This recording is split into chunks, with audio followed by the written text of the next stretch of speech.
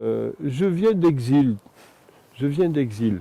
J'ai vécu loin de l'Ariège, presque tout le temps, jusqu'à 20 ans. Et alors, ça me faisait chier, quoi, voilà. Et j'ai développé une mentalité d'exilé avec un seul but dans la vie, c'était revenir en Ariège. Et quand j'y suis venu, donc à 18 ans, j'ai eu un besoin d'enracinement très fort, quoi. Et je l'ai fait d'abord par la montagne, comme accompagnateur en montagne. Peut-être parce que c'est beaucoup plus facile de réfléchir avec ses pieds qu'avec sa tête. En marchant comme ça, dans les refuges, pour que les gens reprennent leur souffle, qu'est-ce que je sais? J'ai commencé à raconter des choses. Peu à peu, c'est devenu une part importante de ce que je faisais. Et puis est arrivé un moment où c'était plus possible de faire autre chose que ça. Donc je me suis consacré complètement au récit, au conte, à l'écriture. Double identité, triple, l'exil, la montagne et l'Ariège. Alors ces derniers temps, en fait, tu es un peu exilé à l'envers. C'est-à-dire que tu vas dans le Lot, là tu pars à Metz, ce que tu viens de dire. Ouais. Donc la vie de spectacle et de conteur te reprend et te retire de la montagne. Comment tu fais pour gérer ça? La première partie de ma vie de conteur, c'était quand j'étais encore accompagnateur en montagne. Là, tu ne peux pas partir loin, quoi, parce que la journée, tu bosses en montagne. Et puis, comme je me suis mis à faire que ça, j'ai commencé à partir un petit peu plus loin. Au début, l'approche région, puis un petit peu plus loin. Enfin bref, dans tout le monde francophone maintenant. J'ai eu peur d'ailleurs de ne pas y trouver ma juste place, parce que moi, je racontais l'Ariège, et il me semblait que ça intéressait, dans le meilleur des cas, les Ariégeois. Les histoires sont complètement universelles. Celles que je croyais être des histoires ariégeoises sont des histoires universelles. Et elles touchent par leur essence absolument tout le monde.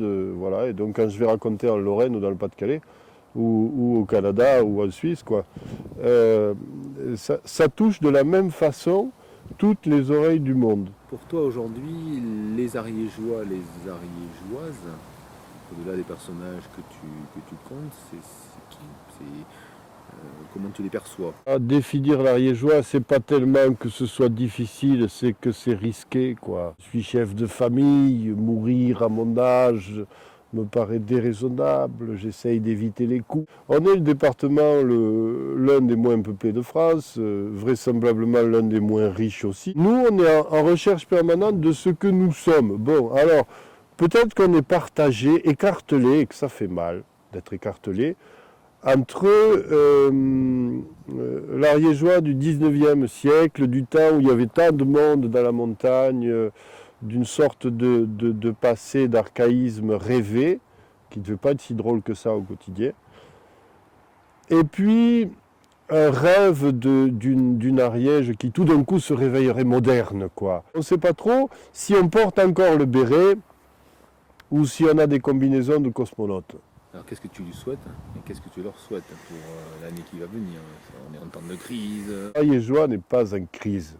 On est en crise quand on est au sommet de sa courbe, quoi, et qu'on risque de perdre des choses. Bon, ben nous, on a pris du démarrage, du retard au démarrage, quoi. Voilà, on a l'allumage un peu lent. Nos C15 sont diesel, quoi, tu vois, donc on a le temps.